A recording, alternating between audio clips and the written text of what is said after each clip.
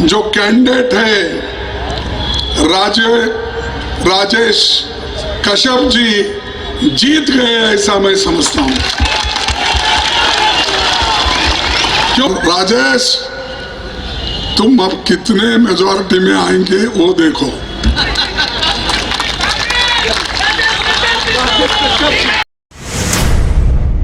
मुझे ऐसा महसूस हो रहा है कि हमारे जो कैंडिडेट है राजेश कश्यप जी जीत गए ऐसा मैं समझता हूं। क्योंकि इतनी संख्या में आप स्वयं प्रेरित होके आए हैं, खासकर मेरे माँ बहनों ने जो एक अपना निश्चय बनाया है इनको जिताना, तो मैं आप सबको भी नमन करता हूं। भाइयों, अब बिरसा मुंडा जी का 150वीं जयंती कल से आरंभ हुई है और उनके लिए भी मैं आप सबको जोहार बोल के नमस्कार करता हूं। भगवान बिरसा मुंडा, बाबा तिलका मांझी, वीर बुधु भगत, सिद्धो कानू जैसे सभी नायकों को याद करता हूं। ये आदिवासी अस्मिता और संस्कृति के प्रतीक, ये हर देशवासी उनका योगदान को मानते हैं और मानना चाहिए।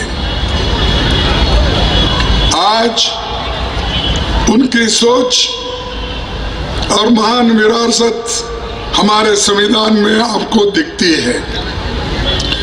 जैसा कि हमारे भाईचारे में सबको समान दृष्टि से देखने वाले गांधी जी, ज्योतिबा फुले, नेहरू जी, बाबा साहब अंबेडकर, डॉक्टर राजेंद्र प्रसाद जी जैसे सोच वाले लोग शामिल हैं, जिन्होंने से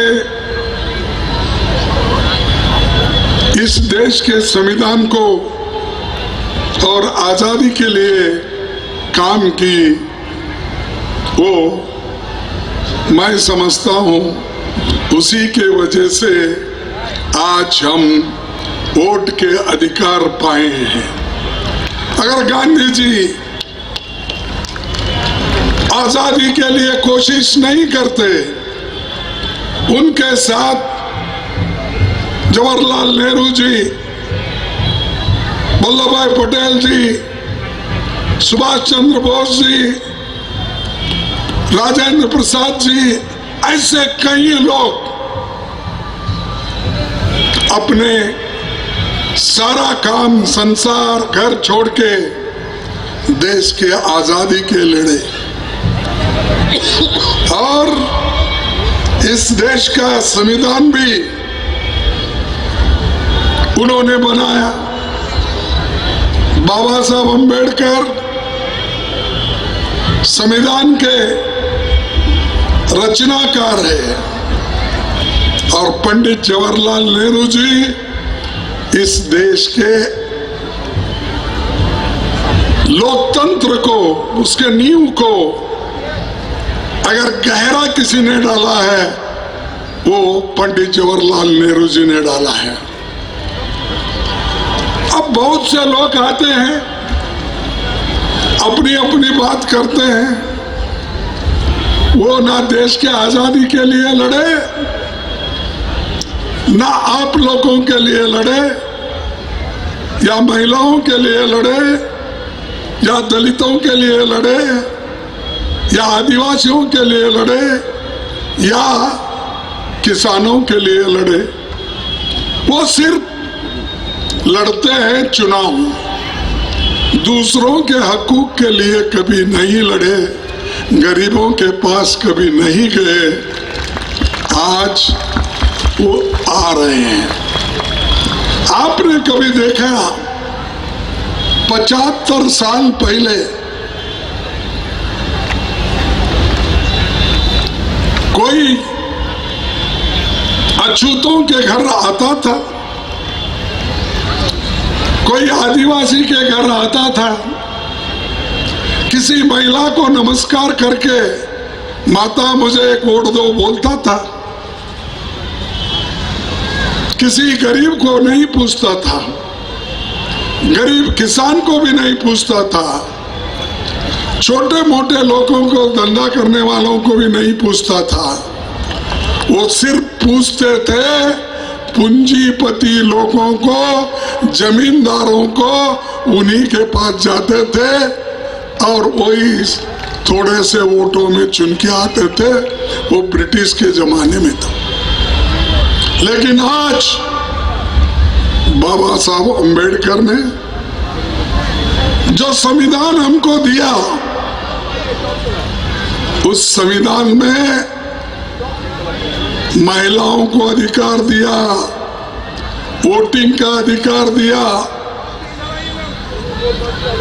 गरीबों को दिया और उनकी वोट की कीमत एक गरीब किसान के बेटे को, एक किसान के घर में काम करने वाले को, और जो लोग मजदूरी करते हैं उनको वोट का अधिकार मिला हमारे संविधान के वजह से।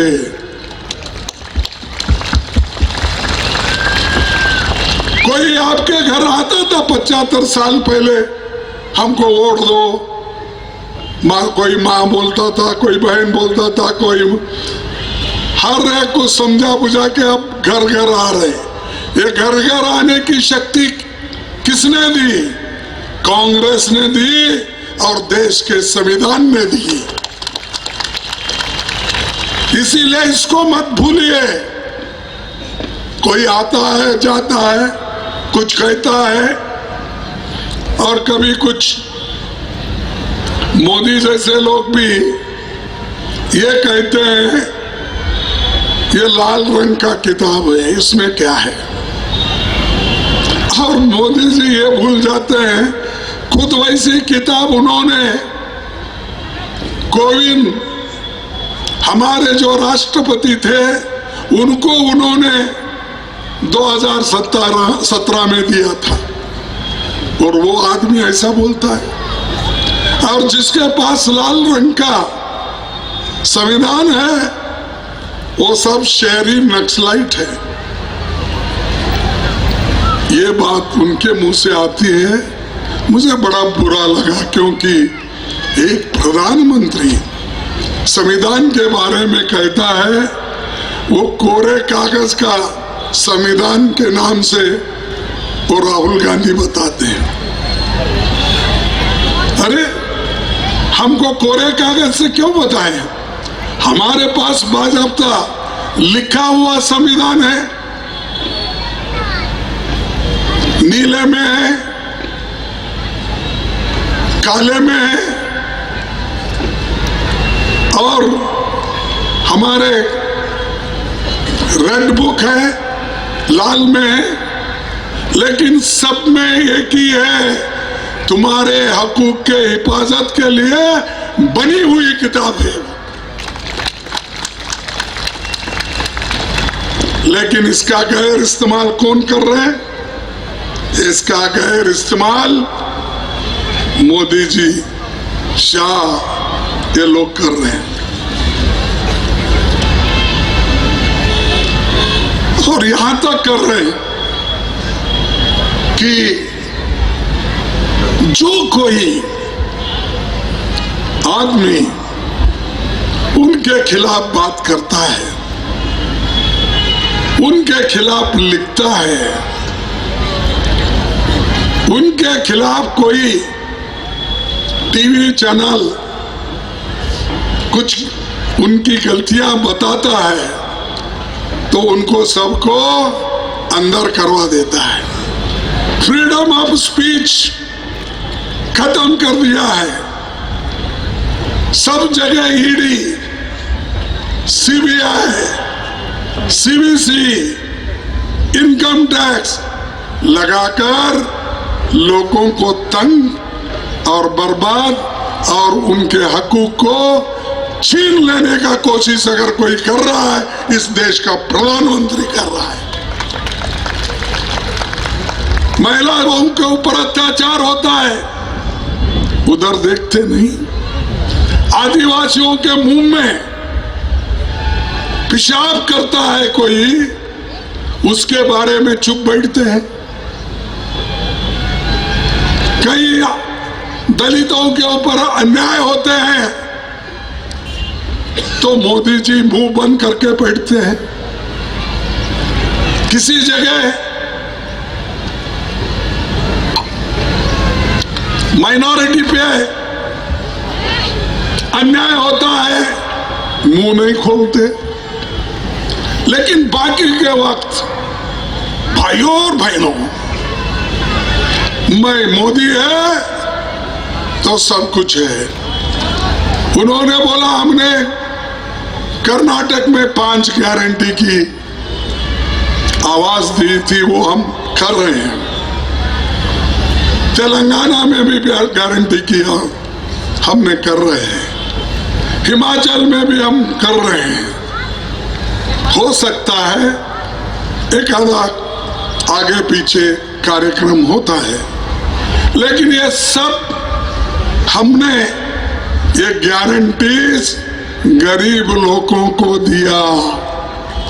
इसीलिए मोदी जी को पेट जलन है, जलसी है, और वो कहते हैं ये रेवड़ी दे रहे हैं। क्या क्या की बोलते हैं, रेवड़ी रेडी रेवड़ी दे रहे हैं। और आप क्या दे रहे हैं? आप कहीं भी जाते हो रेवड़ी की बात करते हैं और बोलते हो ये मोदी की गारंटी। अरे तुम्हारी गारंटी कहाँ है? पहले लाओ 15 लाख रुपए, कहाँ रखे वो हमारे? काला धन लाऊंगा सबके जॉब में। तुम्हारे पास आया क्या 15 लाख? 15 लाख डालूंगा। डाल दिए? सच बोलो, डाले? नहीं। फिर बोले नौजवान साथियों को मैं 1 साल में 2 करोड़ नौकरियां दूंगा। भाई अब तक 11 साल हो गए, 22 करोड़ नौकरियां आपने गरीबों को दिया, नौजवानों को दिया। ये भी झूठ बोल रहे। देखो अगर हम झूठ बोल रहे, मोदी बोले तो यहाँ आके रांची में भाषण करेंगे, यहाँ पर आके भाषण करेंगे और बोलेंगे कांग्रेस ये झूठ बोलती है, कांग्रेस गारंटी नहीं देती, फंसाती है लोगों। अरे तुम मुंह से बोले नोटबंदी की है, क्या बोले? वो तो आप बोले कि नोटबंदी करने से टेररिज्म खत्म होता है, करप्शन खत्म होता है, काला धन बाहर आता है। क्या क्या की बोले। अगर मैं ठीक ठाक नहीं करूंगा 100 दिन में, तो मोदी जी बोले मेरे को आप किसी भी चौक पर आकर पूछ सकते हो, क्या फांसी दे सकते हो, ऐसा कुछ बोले, ऐसा सुना मैं। वो नहीं है तो छोड़ दो। लेकिन उन्होंने कहा, ये बात कहा है नोटबंदी के बाद किसकी हालत सुधरी है? किसी को पैसे फिर मिले? नहीं मिले, ये भी झूठ। और उन्होंने कहा किसानों के लिए, मेरे किसान भाइयों बहनों, आप लोगों को मैं तुम्हारी आमदनी डबल करके दूंगा, तुम्हारी एमएसपी डबल करके दूंगा। दिए किसानों को डबल आमदनी हो गई। सच बोलो आप। देखो मोदी कैसा झूठ बोलता, भाई वो तो प्राइम मिनिस्टर है, प्राइम मिनिस्टर कभी झूठ नहीं बोलता ना।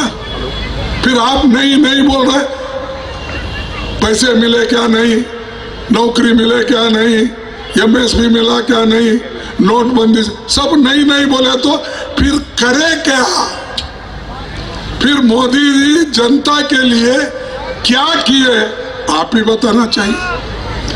ऐसे लोगों को सत्ता से दूर रखो और गठबंधन को आप चुन के लाओ, राजेश को आप चुन के लाओ, हमारी सरकार और मजबूत बनेगी। इसलिए हम आए हैं, हम इसलिए आपसे अपील करने आए हैं। हम किसको झूठ बोलने के लिए नहीं आए। हमने आपको नरेगा का काम बोला था, सोनिया गांधी ने करके दिया। गरीबों के पेट भरने के लिए उनके पास अनाज नहीं मिलती थी, लेकिन सोनिया गांधी ने कानून बनाकर गरीबों को अनाज देने का काम किया। और अब हमारी गठबंधन की सरकार सोरेन के नेतृत्व में हम 5 केजी से 7 केजी अनाज देने का हमने तैयार किया।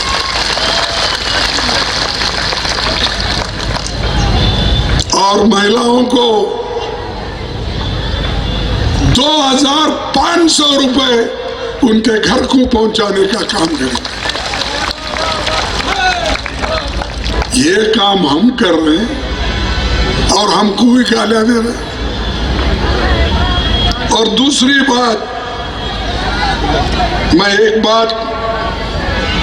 एक लेखक दुष्यंत कुमार जो गरीबों के बारे में लिखते हैं, उनकी एक बात मैं सुनाऊंगा। मेरी माँ कुछ लड़ना भी है, वो मोदी शाह के खिलाफ लड़ो, एक दूसरे से मत लड़ो। मैं उस कविता में उसने ये लिखा है, सामना कुछ नहीं, सामान कुछ नहीं, सॉरी, सामान कुछ नहीं, फटे हाल में मगर, फटे हाल में है मगर, झोले में उसके पास संविधान है, झोले में उसके पास संविधान है, बाकी कुछ भी नहीं। ये संविधान ही कुछ आपको देगा, संविधान को ही आप रक्षा करना है, उसे को उसकी रक्षणा करना है। लोकतंत्र बचेगा तो आप सब लोगों के हकूक बचेंगे। मोदी के भाषण से नहीं, उन्होंने बड़े बड़े भाषण करते हैं, उससे कोई आपके पेट को राशन नहीं मिलता। राशन मिलेगा अच्छी सरकार हो, राशन मिलेगा गरीबों का हमदर्द हो, वो सरकार अगर है तभी ये सब कुछ होगा।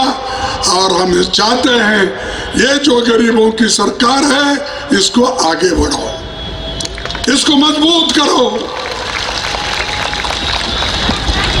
आप सब लोग करेंगे ना?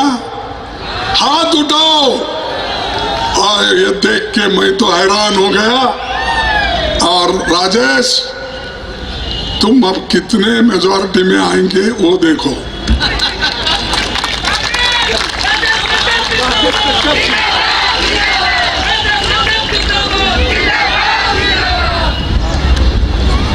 अब मोदी जी, शाह जी और बहुत से मिनिस्टर्स बहुत घूम रहे हैं, जैसे आकाश में गीदड़ घूमते ना, आप क्या बोलते हैं, गीदड़ जो घूमते हैं, गीदड़, गीद आप बोलते हैं, गीदड़ हमारे तरफ बोलते हैं, चलो एक ही मीनिंग है। तो आकाश में जैसा उड़ते हैं ना, वैसे इनके हेलीकॉप्टर और विमान उड़ रहे हैं झारखंड में। एक नहीं, दो नहीं, सब उड़ो। और उसके लिए हमारा रोक रहे, राहुल जी का भी रोके। मेरे को 20 मिनट रुका है, कौन आ रहा है? तो शाह उतर रहा है। अरे भाई उतरने दे दो, तो मैं तो उड़ने वाला हूं। वो नीचे आ रहा है, मैं ऊपर जा रहा हूं, मेरे को जगह क्यों नहीं? लेकिन नहीं दिए, उनको उतरे। हम उस वक्त हेलीकॉप्टर में चढ़े। तो ये दर्शाता है कि कितना घमंड इन लोगों में है। और मैं भी एक कैबिनेट मिनिस्टर हूं, राहुल गांधी भी कैबिनेट मिनिस्टर है। हमको कैबिनेट मिनिस्टर के समान दृष्टि से हकूक होते हैं, लेकिन हमको वो हकूक नहीं मिलते जो शाह को मिलते हैं, जो चौहान को मिलते हैं, जो आसाम के चीफ मिनिस्टर को मिलते हैं, उनके मंत्रियों को मिलते हैं। वो कहीं भी घुसते हैं, कहीं भी जाते हैं, कुछ भी करते हैं, कोई उनको कुछ बोलता नहीं। ये बात वो कर रहे हैं, करने दो, कितने दिन चलता चलने दो, लेकिन हम उनको छोड़ेंगे नहीं। वो हमारे हाथ में से बच के जाएंगे भी। मैं आपको और एक बार ये कहूंगा कि ये बीजेपी की चाल खतरनाक है। कभी भी ये लोग उल्टी बातें करते हैं,